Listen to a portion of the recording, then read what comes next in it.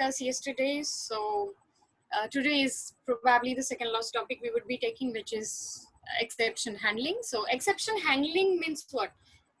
Dealing with an exception in Python. Okay, so as you all know, if you type out literally anything, you get any wrong thing which is not fitting in the syntax, you will get error giving with respect to the error name. Okay, so whenever you are running a code in Python, you have to be very precise, like whatever syntax you're using particularly. So exception handling deals with that thing. Okay, so if you are running a code which has a syntax error, oh, I'm sorry, not syntax, but any kind of error, still you want that code to get run properly, okay, till the end. So there you use exception handling, which runs the code in spite of having a syntax. So you get a particular output. Let's say we are running a code which says uh, print a number which, let's say we are going in a for loop which has literally no output, which has no range, let's say, or no output. So that for loop shouldn't run properly, and that will give us an error. Okay, but if we use exception handling there, and if we print hello, okay, after that exception handling, so our hello would get printed, and if we don't mention that, nothing would get printed. Okay, so exception handling is the thing which works when we are expecting an output, an input from user, and if user is giving an input in wrong ways, let's say. So I would say, just if I expecting user to mention input in the form of integers, okay, and if user is giving input in the form of string, okay, let's say. So there, basically what would happen is it will give us an error, okay? But using exception handling, we can accept that error, okay? And Python will accept that error, and it will give us another response that if this error is wrong, okay? I'm sorry, if this statement that you are giving or input that you are giving is in the wrong form, then it will show us that this is not the correct way. Okay, so it will give us, generally, whenever we are filling any form, okay, and if we are giving any input which is not correct, if you are giving any incorrect data, there we basically get a pop-up message like your input is wrong. If you are, even if you are logging into any website or anything, and if you are putting a password in wrong way, so there we get a pop-up message that your password is incorrect. So it's nothing but a form of this thing only. Okay, so it accepts your mistake, it accepts your incorrected input data, but also simultaneously it works on it by using exceptional handling, and it pops up some message for us to rectify our mistake. So that's how it works. So it basically deals with the errors of your program or your input. So again, let's start typing out. Are you all with me while typing? Just a quick yes in chat box if you all are ready to type out the code simultaneously with me. Prithviraj is ready, Vinesh is ready, Varun is ready, Kushang is ready. Great. So cool. So let's type out the code. First thing is, I'll just give you an example first. Okay. So what I'd say, let's say it starts with this syntax. So make sure you're not messing up with syntax. Moreover, the keywords of Python are case sensitive. Okay, so if you try to okay, so just to show you, if I'm doing try like this, boom, invalid syntax. What's happening here is this try is case, as you all know that keywords are case sensitive. Keywords means what? That if you are giving any input, int, so the predefined keywords will, like to which the functions are already defined in the system, okay, in Python. So there we can't mess up with it. So we have to mention small try in lower cases only. And yeah, try. Let's say if we are expecting user to give an age in the form of integer, okay, basically it's in the form of integer only. If you are expecting user to give the age as an input in the form of integer, and if user gives it in the form of let's say string, okay, so there code should not run as an incorrect code, or it should not give us an error. So for that, we are going to use exception handling. So int input, just hold for a sec. Yeah.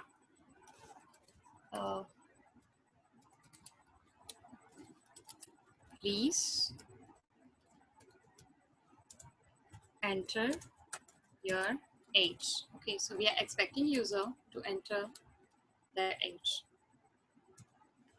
Next line would be print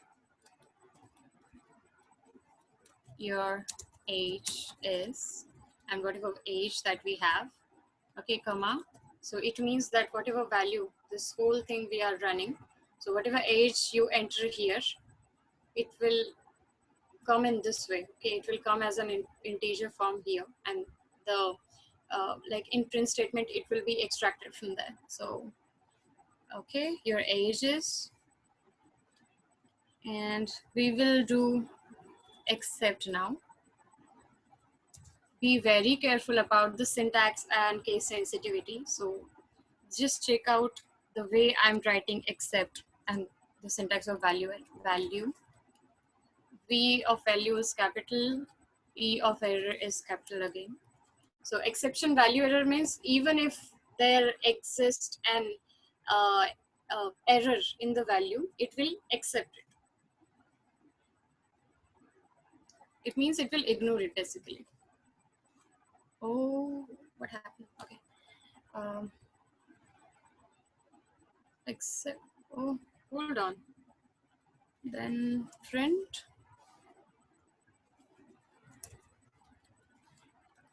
So we'll be printing that this is a wrong input.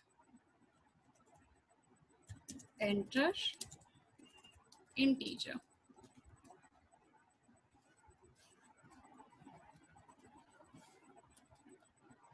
Cool. So please enter your age, let's say 34. Okay. So your age is 34. Now what if I'll run the code again now to try to run the try exception handling here. So by pressing upward and downward arrows, and just hold on. Okay, accept value error, print wrong input integer, and let's say if I'm putting uh-oh, who's that? Someone is unmuted here. Yeah, please enter your age. If I put my name here, oh, enter man.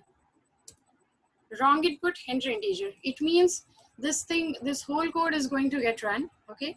And it's going to give us an error. Without giving an error, it's just going to pop up with a message. Like basically, so what's going to happen here is system is not going to show you an error with your program, but it's going to show you an error with your input. Okay, so whatever input that you're putting. So that's how exception handling works here.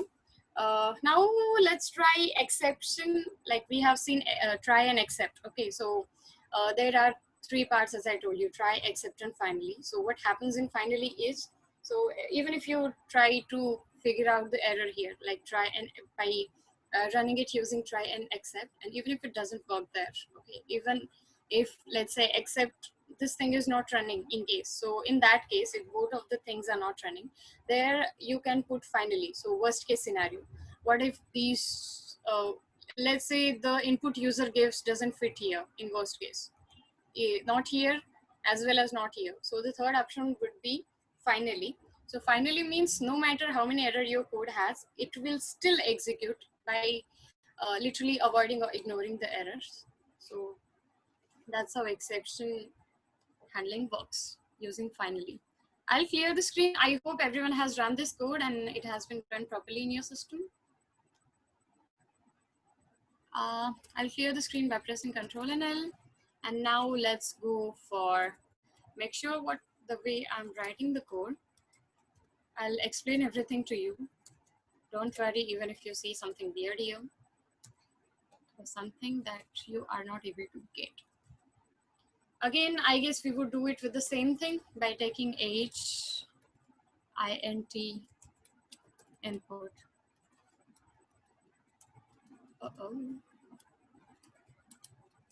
Please enter your age. Make sure you're closing your braces completely. Like the number of opening braces is always should be equal to number of closing braces. And I'll print your age is comma age, same code we have run earlier. So I'll break the statement. I'll tell you why we are doing this. Okay, so each and every line I'll be explaining to you, so don't worry. Except, let's try to do it. Okay, I didn't took, okay, I forgot to take try here, come on.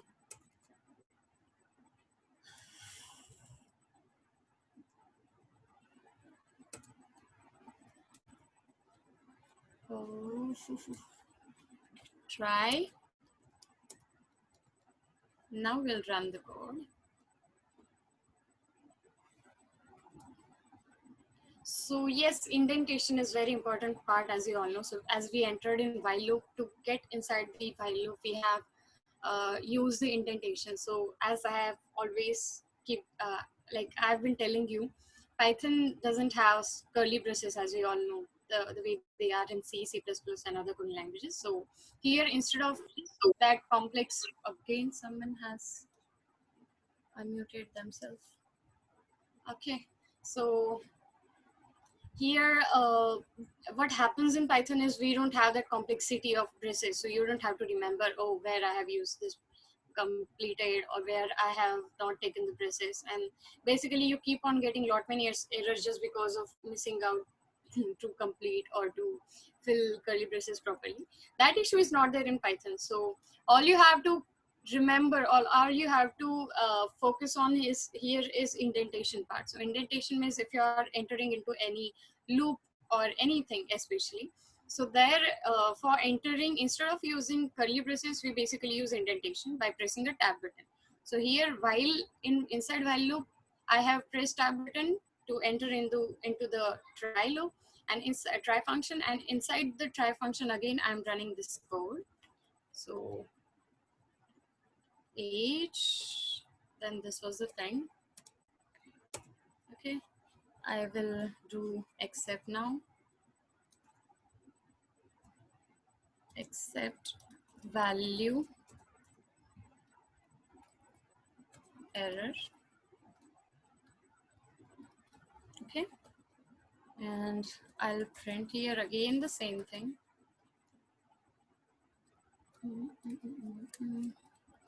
Print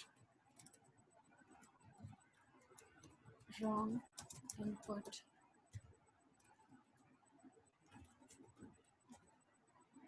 Enter integer. Oh God.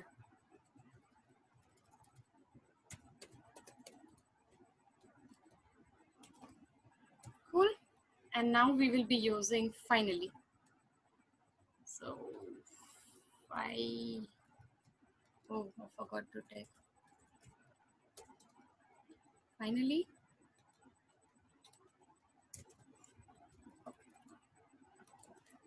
Print. And what we are going to print basically is anything that your code has been run.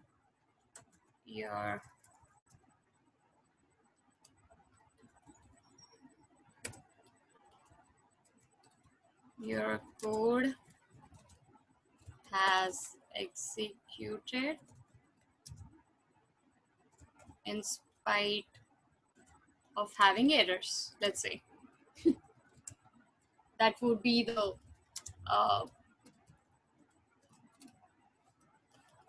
very interesting thing if it happens in every code. Okay, so if you are getting an pop-up message like, hey, your code is getting executed in spite of having lot many errors, so that would make wonders basically.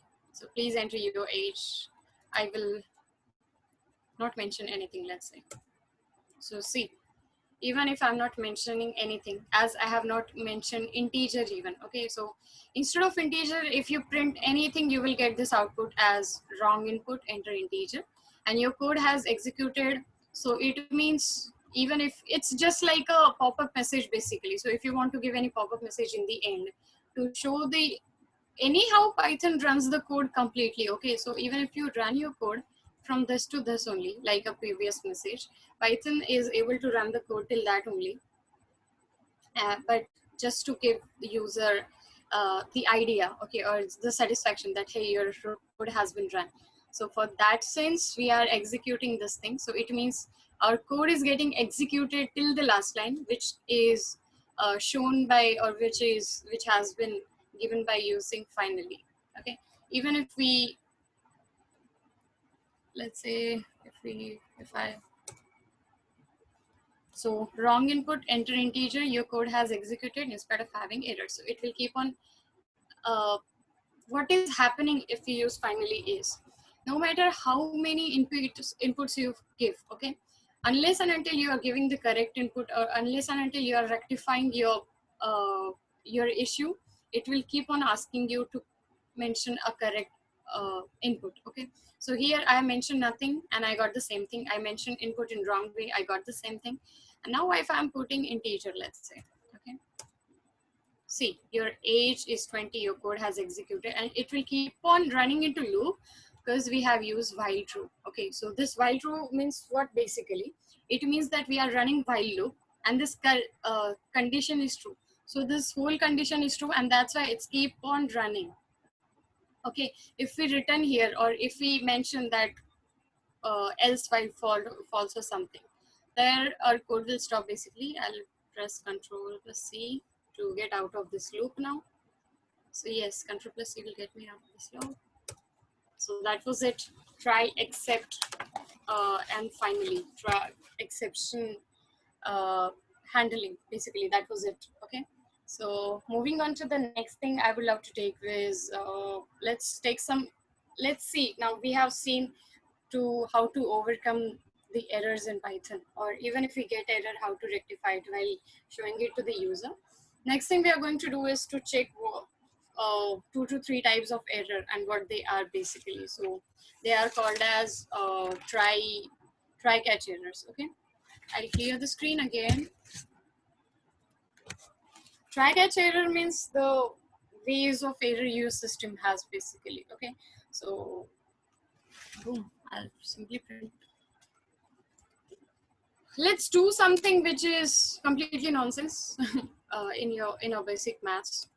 So if I try, what would you answer? What answer you would get if you try to divide a number by 0?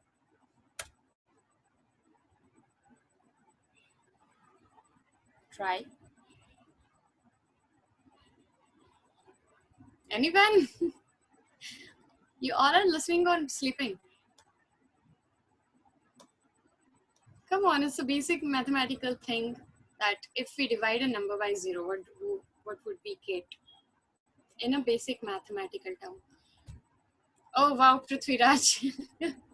I guess you have run the code and you have got this answer, but I was asking what we basically get in maths, in our general maths, if we divide a number, a conceptually, when we try to divide a number, not in uh, infinite, exactly, Varun. So if we divide any number, any integer, like by 0, we basically get a number as infinite value. Okay, so that's a conceptual thinking that we have developed.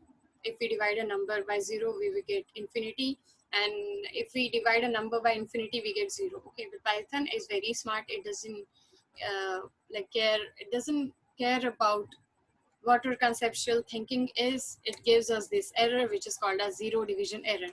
If we divide any number by 0, we will be getting this error because this thing mathematically doesn't exist. Okay, so that's why we have got this error.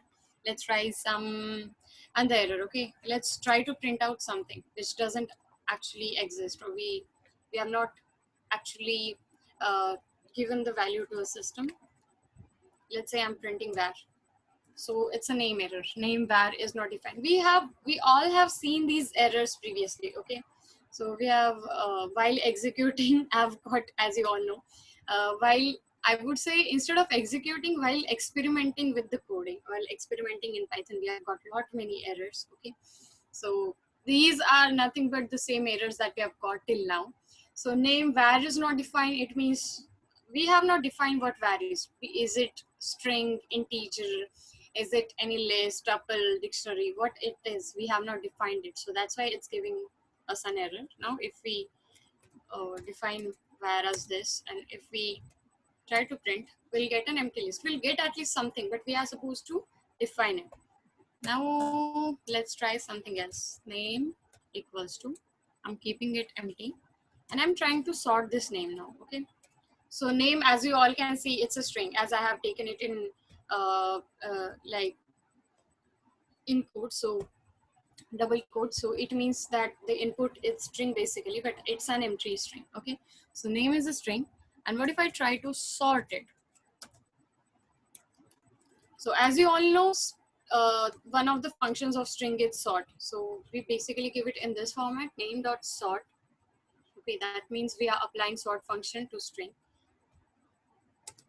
See, attribute error. str object has no attribute sort. It means we are getting this error because we have not literally mentioned anything, okay, inside the string. That's why we are getting this error. And another thing is string doesn't start. You want to check? Let's do the same thing now.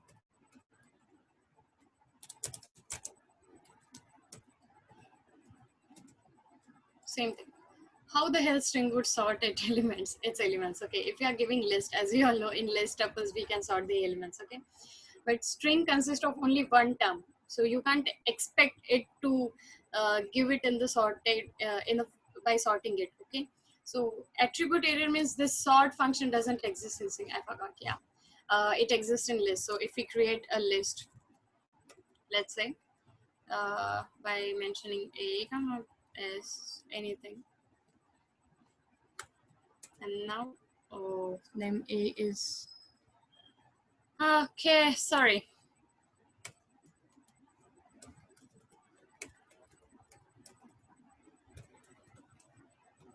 Now it will accept it in the form of string. Okay, so I have given this 4 inputs in the form of string inside a list. So list contains this 4 inputs as strings, and list dot sort. And now if I print the list, AEFS, this whole thing has been sorted.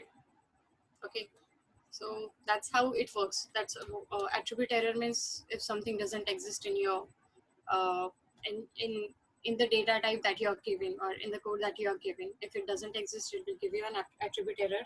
Name error, as you all know, we get it because we don't define it properly. And these are some of like errors, I would say. Another thing I wanted to take long way back, so I literally noted out things that I wanted to cover today because I wanted to take it from so long, but as always we were running out of time, so I couldn't cover it. So can anyone just tell me what is the difference between return and print? We all keep solving it. So if we call any function, we either return it or we basically print it. So can anyone tell me what's the difference between return and print? Anyone? If you know, just say yes at first so that I'll wait for you as I'll explain. If you know the answer, just say yes. If you don't know, just say no, so that I would love to continue it from my side. So, anyone knows what's the difference between return and print? So when we call a function, we return it. Okay, so what happens there? And when we print that thing, what happens there? Is there any difference between it, or there is no difference at all? Return is for the function, print is to send out the message that is output. Okay, Varun, good. Anyone else who wants to give their idea?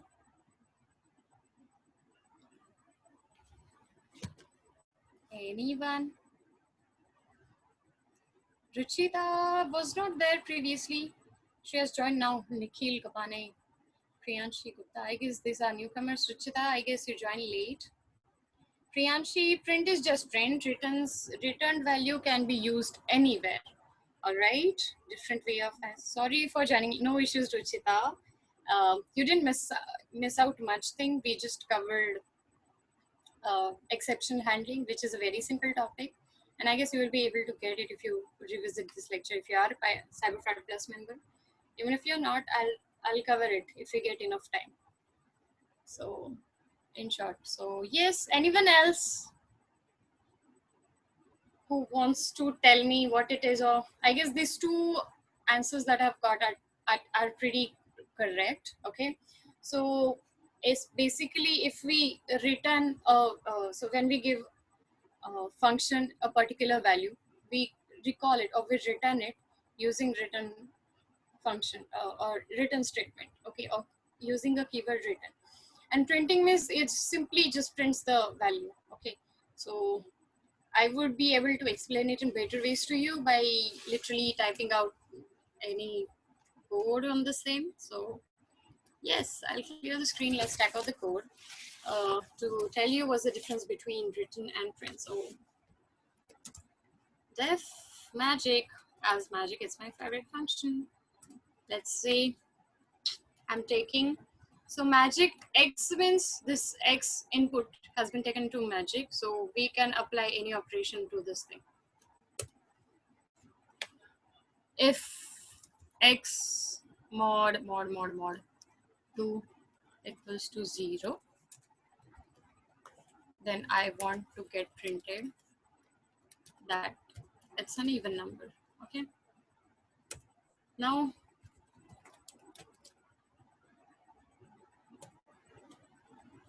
we have already defined what is the operation which has to be done on this x, okay.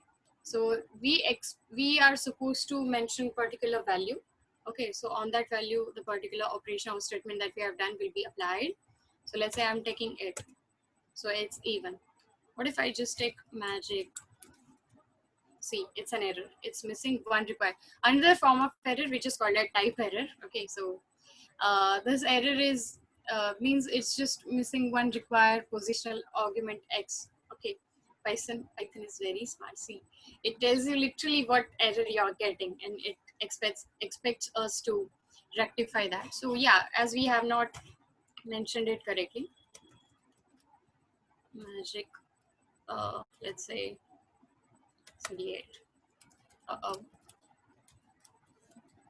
It's an even number, okay. So here you are not writing code again and again and all over again to execute every new term, okay.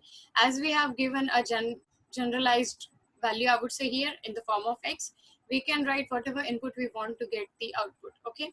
So there you are not expected to run the code all over again for every individual new values. So this is what basically what I would say function is, and calling a function is.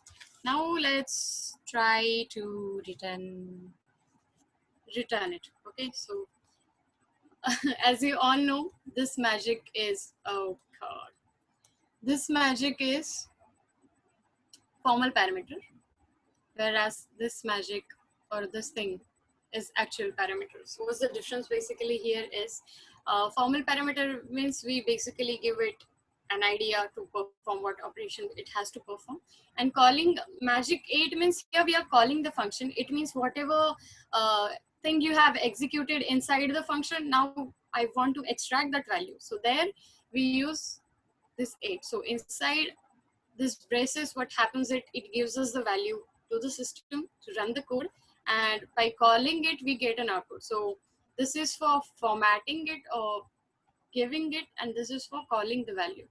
So these two are not same, okay. Now let's try out some other thing. I'll run the same code again. If magic, if x mod 2, print even, and now, okay, oops, I was supposed to return even. Def magic 8 if x mod 2,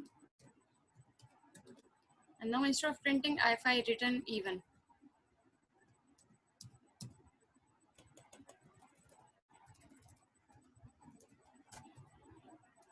Oh.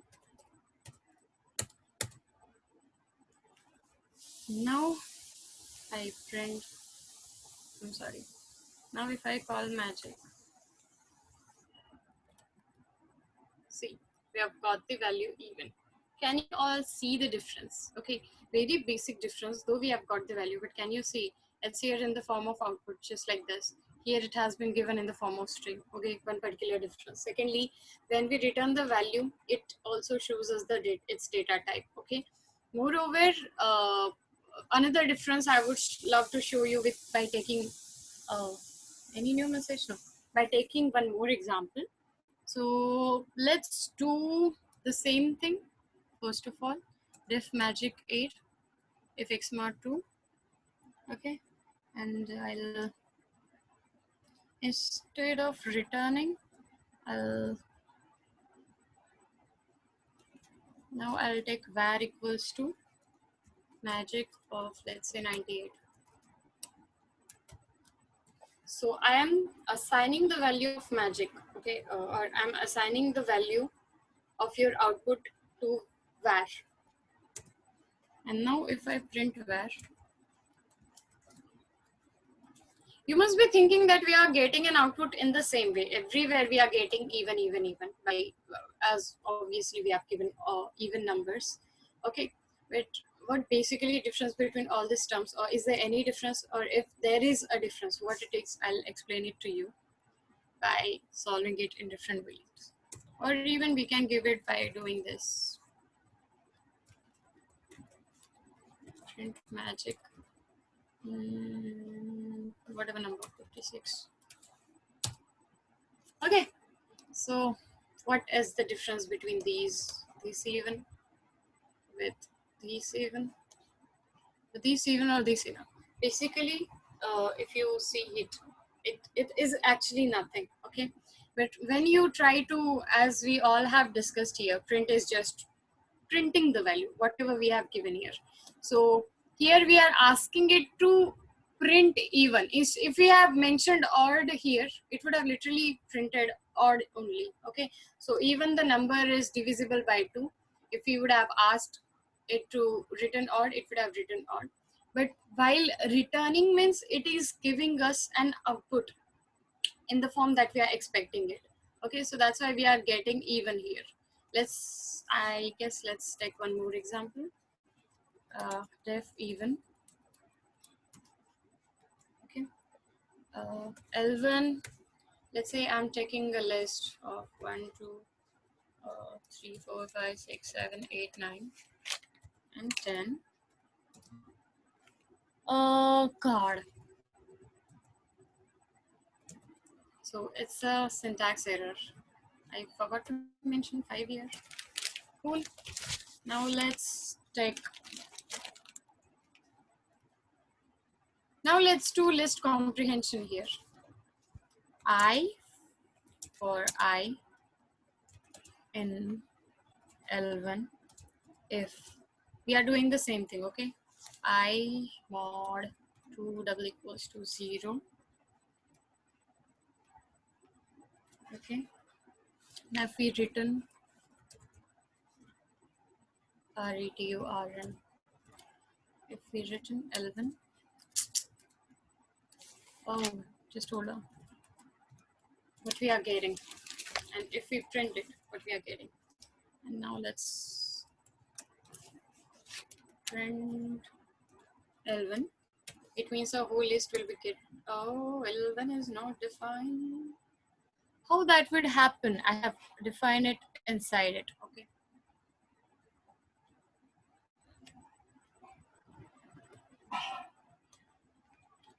And next thing I would love to do it, I'll call the even function first. So what it is doing basically is it's giving us the output. Okay, that from 1 to 10, the number which are divisible by 2 are 2 to 10. Okay, like 2, 4, 6, 8, and 10. If we call even function, it's returning L1 means it is giving us in the form of list. If you would have printed the value, it would have got printed in the same way. Okay, but as we are returning the value here, we will get the extracted value in the form of output. Why we are not getting print L1 here is because we have not mentioned it inside. We have mentioned it inside uh, the what I would say, the function. I'll still try to do it again.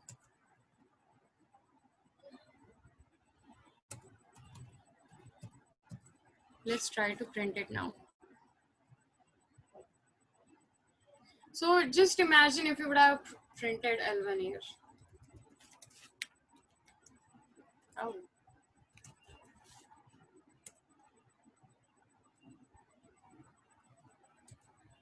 See, it's not defined, but I did.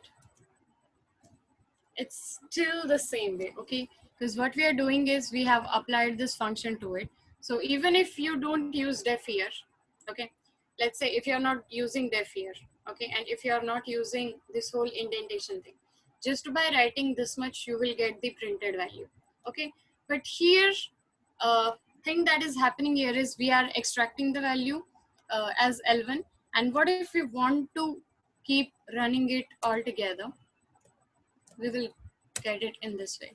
Let's change the list now. 1, 23, 53, 32, 88. Okay. And now we apply even here. We will still get the same thing because inside this loop, okay, inside this loop, we don't, whatever value of L1 we have given is different than what we have mentioned here. And I would say that if we want this value to get printed, we will have to execute it inside. So as you all remember scopes, okay, LEGB. So here this was local and this was global basically. But as we all have not mentioned it and we have not written the code above it and we have not called it in that way, that's why we have got it. Python is still considering this value only. I am still not getting why it's not printing the list L1 because actually it has to print it. I still am wondering what is the issue because even if you call it inside the loop, okay, let me try calling it outside the loop first. Oof. Anyways, I'll check about this thing and we'll get back to you tomorrow about this error because it should basically there is no logically there is nothing wrong here. So this list also has to get printed. Most recent last call, line 1 in module, name error, name L1 is not defined. Maybe because we have defined L1 here inside the list. And now if we call L1, we will get the new list that we have given here. Okay. So this L1, basically when we are calling L1 outside the list, we will definitely get our outside list. If you are calling L1, or if you are running a code which has the operation assigned to L1, we will get it when we call the function even. Okay, so these two L1s, as you all can see, are not same. So I can tell you this one thing at least, that this L1 and this L1 both, even though both are having same name, they both are not same. Python is definitely smart enough to understand which L1 to call and at what time. So even if you give the same names to Python while executing it in its what I would say in its background, it will be surely able to check and assign what exactly it's giving value to. So these L1 and these L1 is not same because this value L1 is having its value stored in different memory location, and this L1 has stored its value in another memory location. So it just doesn't go after in what way you have assigned it. It doesn't go, Python doesn't go after names actually, it goes after memory location. It checks the basic thing it works on is as per its memory location. So yep, next thing let's do. Clear.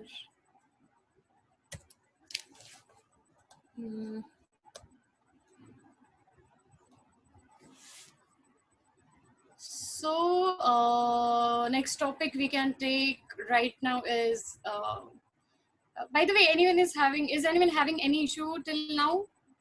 If you want me to repeat anything, so just let me know, else we will move on to the next topic.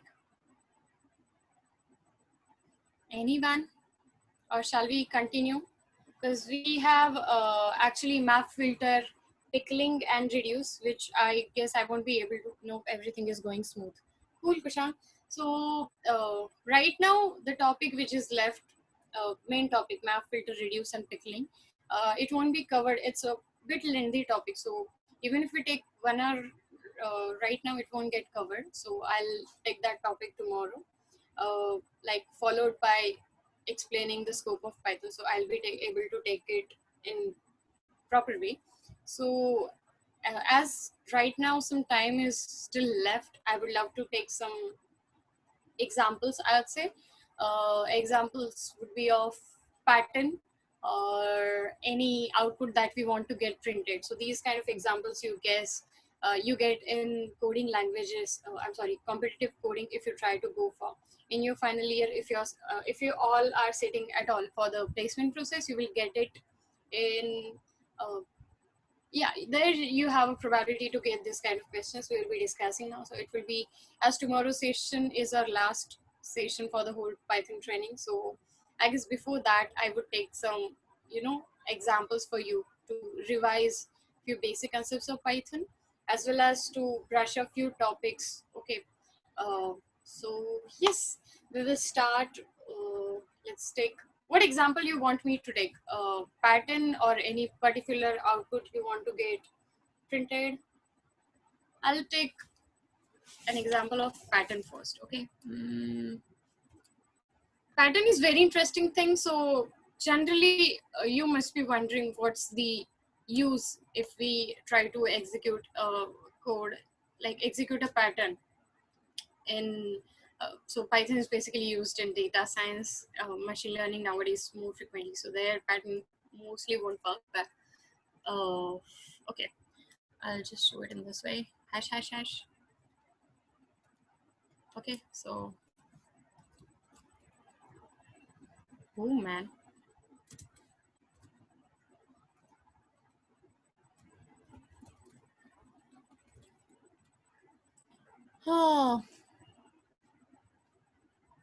oh I'm sorry, it was like this.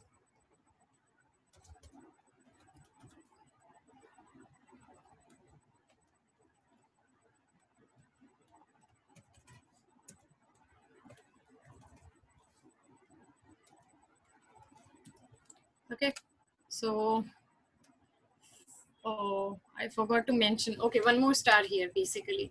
So what if I want to execute an output in this way? Okay, 1 star followed by 2, 3, and in the end actually 4 stars. Okay, what if I want to execute it using Python? So when you apply for any competitive coding for any companies like TCS, Infosys, there you have a chance to get asked with this question. So I thought I should cover it in our training as well. So again, I'll forget.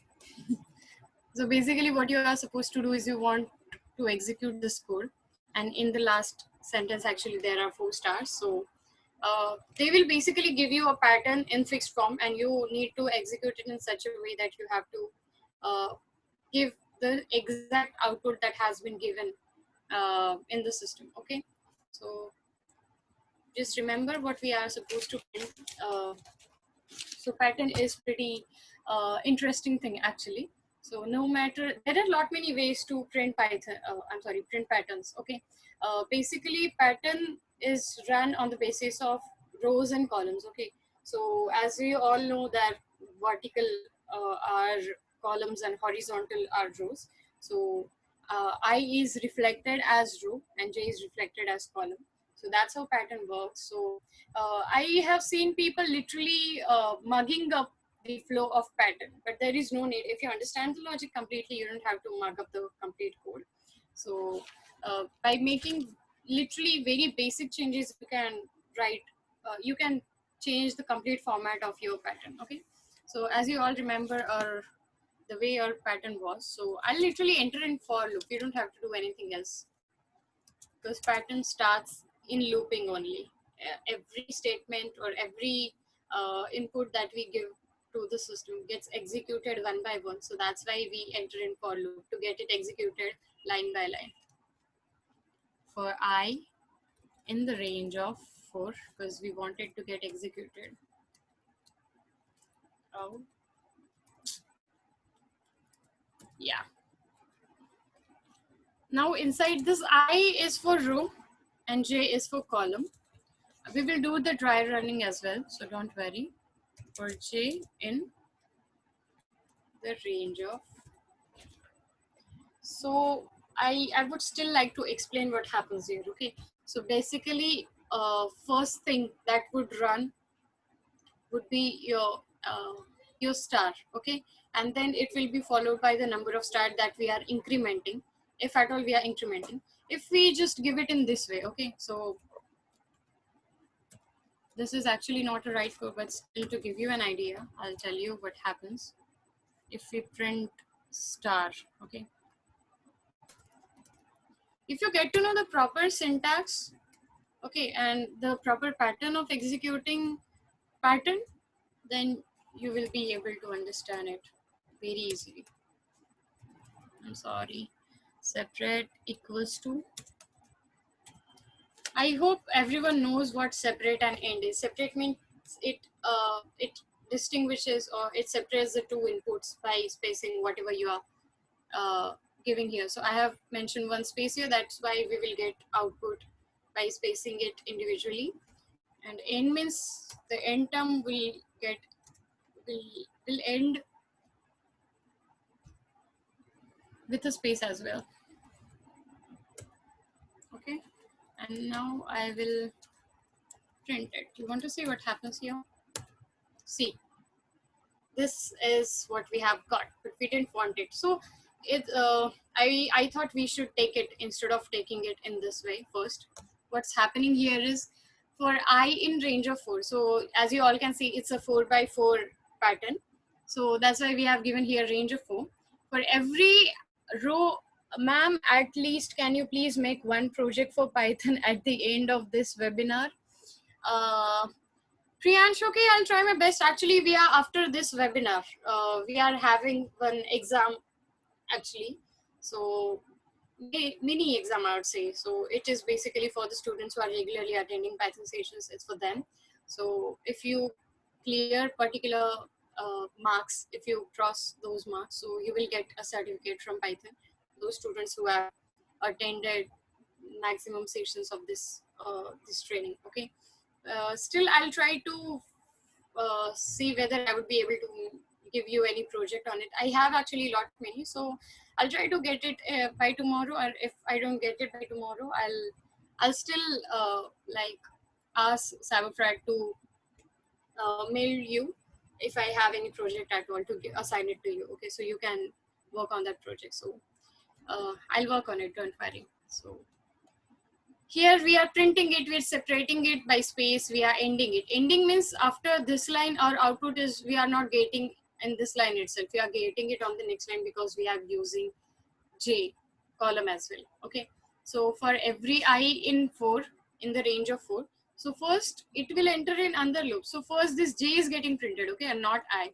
So first it will print this thing, then again it will enter in for loop, okay, again it will go in jth loop, and that's how it will get printed. And now what if I want to make a change that let's say the way we want it to get printed in this way by having 4 stars in the end. Can anyone see what happens here? I'm sorry. What would be the change we are supposed to do? Or should I say? What we want is, we want our J to start with 0, okay? Because at the beginning, it should not immediately start printing one after another. We don't want it to print it just like this, okay? We want at first element here. So if after I, if we enter in jth row, for the first I, we want our J to be 0. Like for I equals to 1, the first J should be 0. That's how it will print 1 star only here. And then it will immediately go on to the next line. Okay, so for that we will be doing 0 here. Related to open problem statement, I'm sorry, related to one problem statement, I'm having a doubt. So can I send you the question? Yes, sure, Ritik.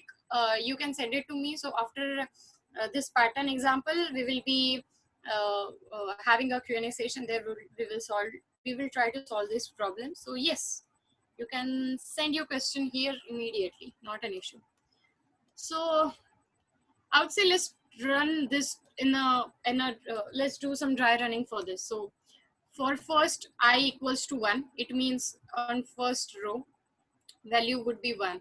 Okay, so for the first line the value would be 1 for I. It means we are in first row. Again column, it will print as 1. Again it will go inside. We are still in the first row. So it will increment the value to 2. It will again print the star. It will again come out, and again it will enter in jth column. So column means these vertical lines and rows means this horizontal line. So it's basically printing values one by one as per our suggestions. Okay, so once it will, first of all, for I equals to 1, it will increment the values of j by 1, 2, 3, 4. Again it will go, once first row is completed and the whole inside loop is run, okay, it will increment this value of I to 2, and again j will start from 1, 2, 3 and 4. Okay, again once this whole line has been executed, it will go out of this loop. It will again enter in I, okay, in the row, third row. So the range would be 3 now. Okay, and inside that also we will be running the input in 0, like from 1 to 4, actually from 0 to 3, because as you all know, this range 4 means it will as the range of for loop starts from 0, so it will print first 4 numbers. So as we don't have numbers here, it will print the value in the form of stars. So if you would have put numbers here, you would have got to know a better idea. So it prints in the form of 0, 1, 2, 3, 0, 1, 2, 3, 0, 1, 2, 3, and 0, 1, 2, 3. Okay. So again, for the last thing, it will again go into the loop. Now finally, it has come to the final value of range, that is 3.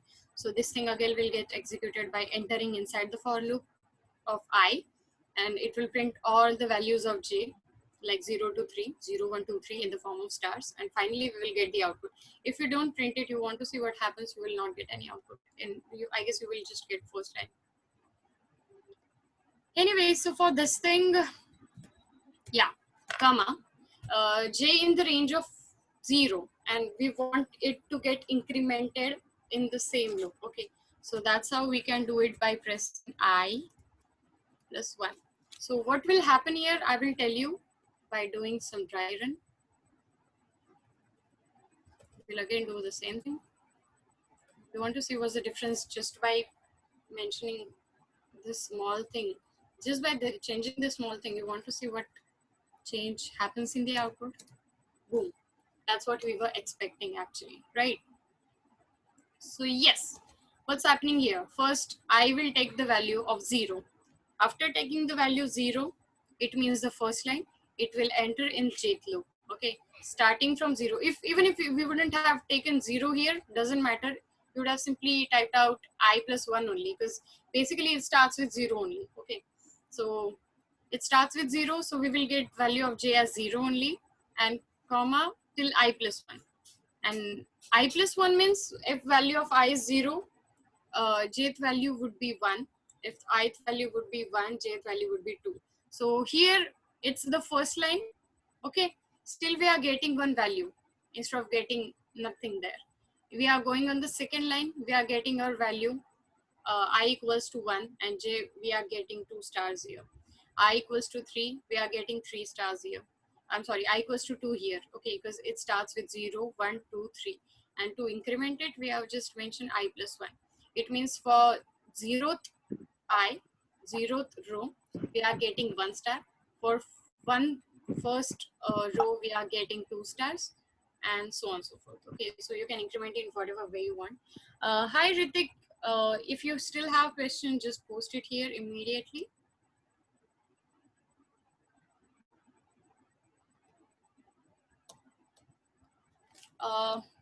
We can take one more topic actually. So print was the thing I wanted to, I'm sorry, pattern was the thing I wanted to cover.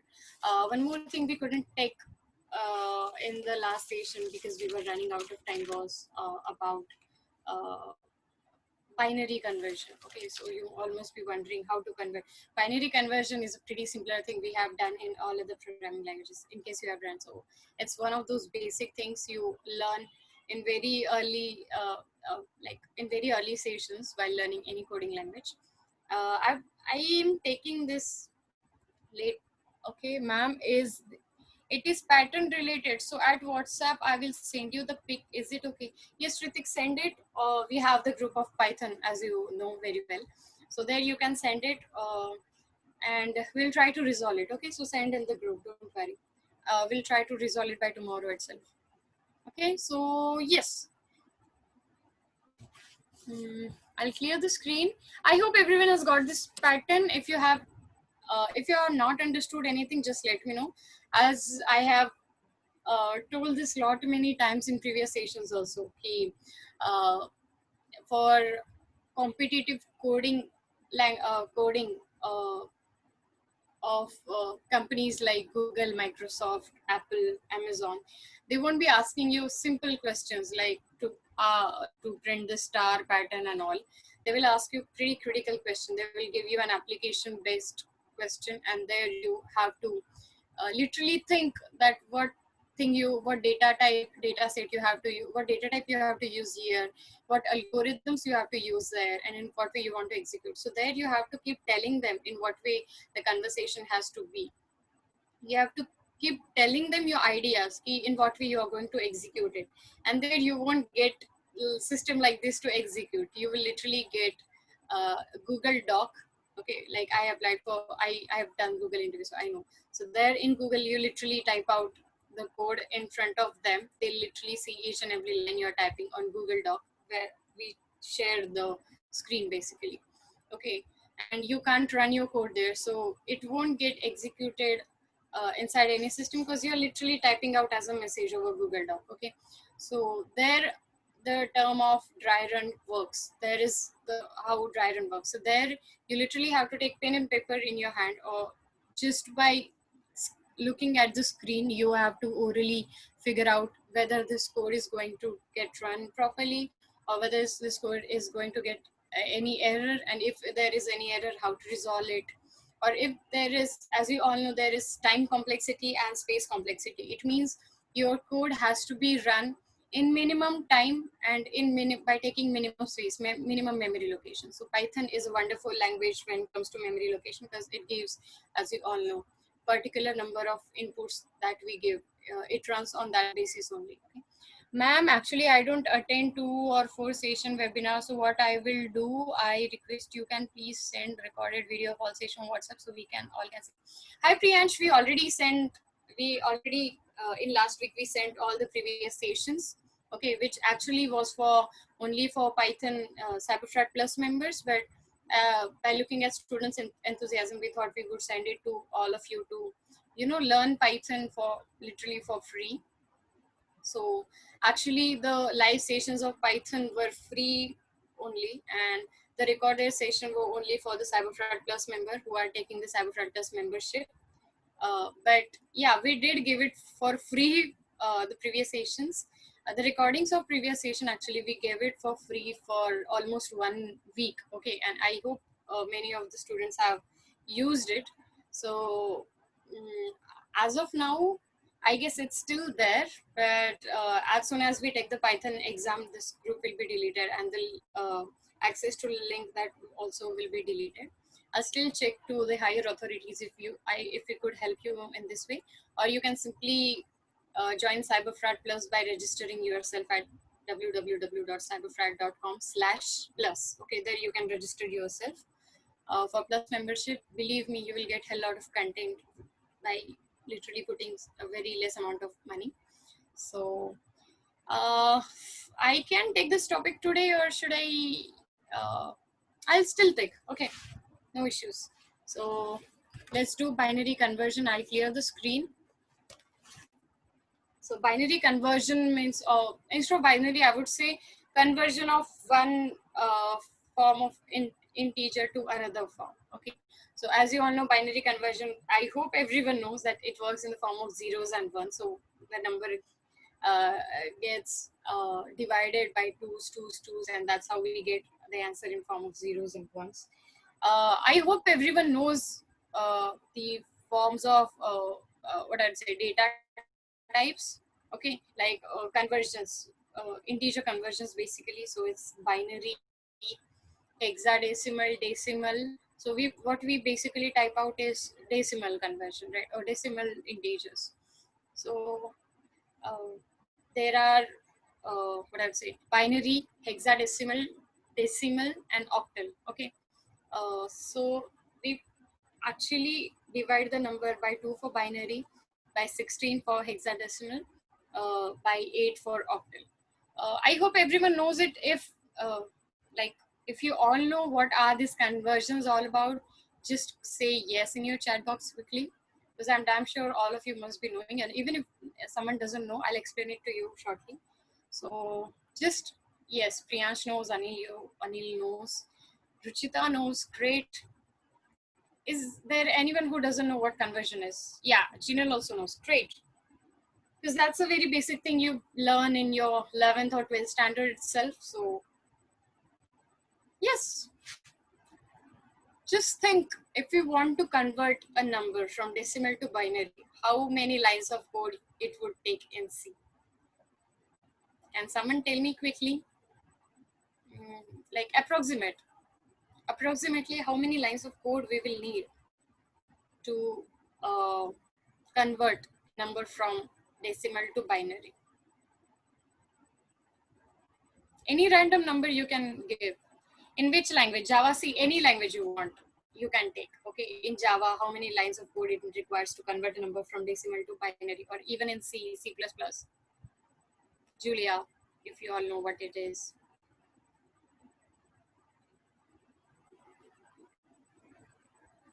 30 to 50, right? Can I show you magic now? Okay, what number you want me to get printed from decimal to binary? Suggest to me any number. Suggest for short number actually, so that it will be easy for you to understand. We can print a large number also, doesn't matter. 5. Let's print 5 now. Okay, so I'll print 5. I guess I've taken this example before, this one example, okay? But still, for other conversions, I wanted to take it. Print binary of 5. Boom. You have got the answer in single line. You didn't have to put efforts to do some brainstorming to write a code to convert number from binary to decimal, 30 to 50 lines of code. Okay, so it has been done in single line. Okay, just by giving in this format. So we are printing a binary of 5. Basically, or by default, Python accepts the output in the form of strings actually, but as we are mentioning bin here, okay, so it will consider that it's already an integer. So we shouldn't even specify that we are taking integer. So if you mention 5 here, it's just applying binary conversion to it. So 0b means it's a binary number, and 101 is the conversion of 5.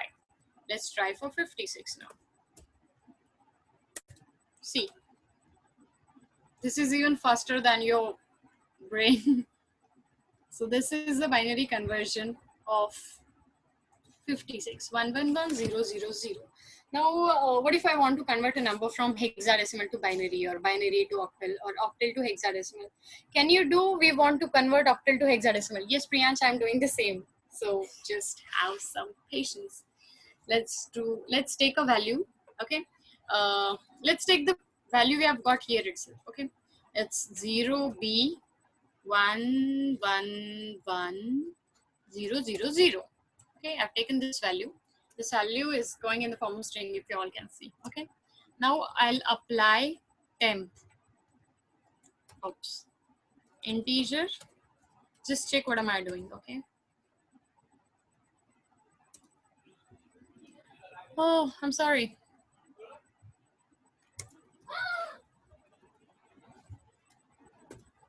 INT. Cool. And now if I print temp.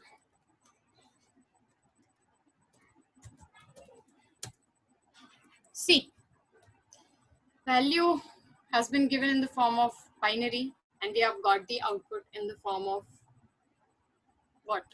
Integer, basic decimal. Okay, so this was a conversion of binary to decimal. What we did basically was, we have integer means decimal. Okay, so that's how we have got the value. Value comma 2 means it will convert it in binary. If you give 8 here, it will convert it into like octal. If you give 16, it will convert it into hexadecimal. Okay, you want to try how it works? Let's take temp int instead of, okay, what I do? I'll give the same value. So instead of giving value here, let's give the value whatever you want. Let's give 0b1100. Okay, and instead of 2, if I want it to be printed, again INR, my goodness, int. Okay, it means instead of giving it in this way, what we are doing basically, this whole thing, we can write it in the single line by literally putting the value here itself. Okay, so this thing is converting this binary into integer, and now to print the octal, we can print the OCT of temp. That's how we'll get the octal of this number. Okay, what is the number? If you print temp, so 1100, as you all know, 8 plus 4, that is 12. So 12 can be written in the form of this. Can you say this O here? This O means for octal, okay? And 14 means whatever comes after this, this alphabet is the actual value that we are asking for. Now, what if I want to get it printed in a single line? Okay, let's print the octal of integer of the same thing, 0b11. I guess single braces would also work. 0b11110, let's say, comma,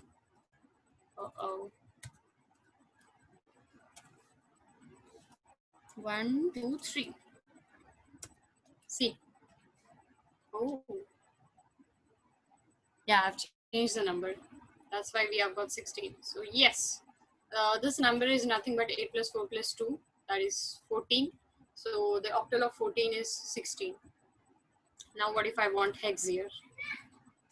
So I'm converting hexadecimal to binary, HEX. I'm sorry, binary to hexadecimal. So E is the value of 14, as you all know. For F, it's 15. So that's how it gets printed. So yes, that's how basically it works. So even if you print, let's try for this.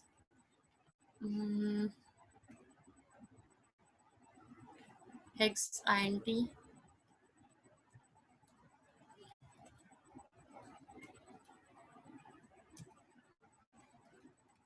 0b 000.